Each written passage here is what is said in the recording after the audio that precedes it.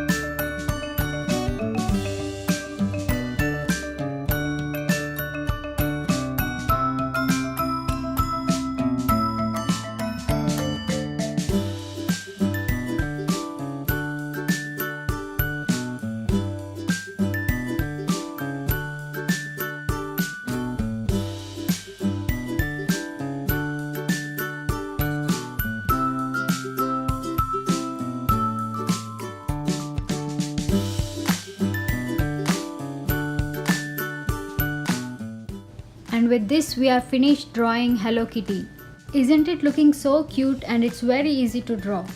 You can also color it like this if you wish to. Do share your kids' recreated artworks on my social media handles like Facebook, Instagram and Google+. I would love to watch them. I hope you all enjoyed watching today's episode. So please hit that like button and share my videos with your friends and family. Please subscribe to Absolutely Creative for more amazing videos.